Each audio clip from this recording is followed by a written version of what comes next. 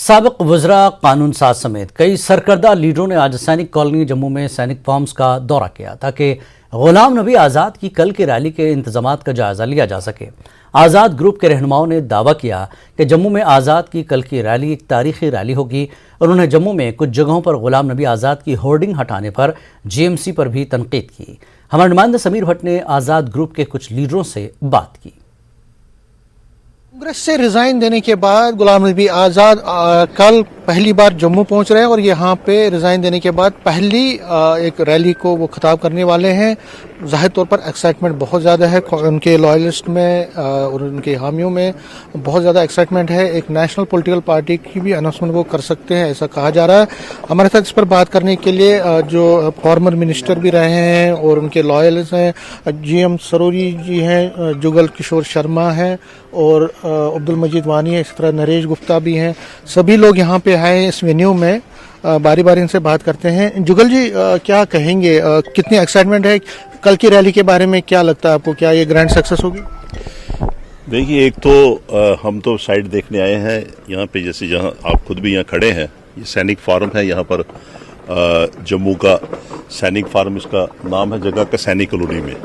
اور میں آپ کے دوارا لوگوں کو جو سن بھی رہے ہیں آپ کے دوارا، میں ان سے بھی ریکویسٹ کروں گا کہ یہاں سبھی لوگ، کیونکہ اب تو پارٹی والی بات ہے نہیں، کیونکہ ہم سب لوگ چاہتے تھے ریاست جموں کشمیر کے جتنے بھی ہمارے پارٹی کے لیڈرز تھے یا اور بھی بہت سی پارٹیوں کے لوگ ہیں، وہ چاہتے ہیں کہ غلام نبی آزاد صاحب نے 2.5 سال کے اندر کافی کام کیے ہیں، ویژنری انسان ہیں۔ نظامی صاحب کیا کہیں گے اب نٹشل میں کل کی ریلی کے متعلق؟ کتنی ایکسائٹمنٹ ہے، کیا ہونے جا رہا ہے؟ دیکھیے، ہم دلی میں تھے اور یہ آزاد صاحب نے فیصلہ لیا، اس کے بعد ڈیسائیڈ وہیں ہوا کہ ہم 4 تاریخ کو جموں، اس کے بعد چناب ویلی اور کشمیر جائیں گے۔ اور ہمیں بھی ایکسپیکٹڈ نہیں تھا کہ اتنے لوگ جو ہیں سامنے آئیں گے اور اتنی تعداد جو ہے لوگوں کی ہوگی، کیونکہ ہم نے ایئرپورٹ سے لے کے یہاں سینک کالونی تک پروگرام دیا ہے اور لوگوں کے کافی اتساہ ہے، لوگ دیکھنا چاہتے ہیں، غلام نبی آزاد صاحب کو سننا چاہتے ہیں۔ اور جو انہوں نے آج انٹرویو بھی دیا اور یہ صاف کر دیا کہ میں کبھی بھی بی جے پی کے ساتھ نہیں جاؤں گا، میں ایک سیکولر لیڈر ہوں، اور جموں کشمیر میں وہ جو کام ان سے چھوٹ گئے تھے، جو پی ڈی پی نے اس وقت سرکار توڑی تھی، آزاد صاحب کو استعفیٰ دینا پڑا، اور جو کام چھوٹ گئے ہیں وہ آزاد صاحب پورا کرنا چاہتے ہیں، اور جموں کشمیر میں آزاد صاحب کا ٹریک ریکارڈ کلیئر ہے۔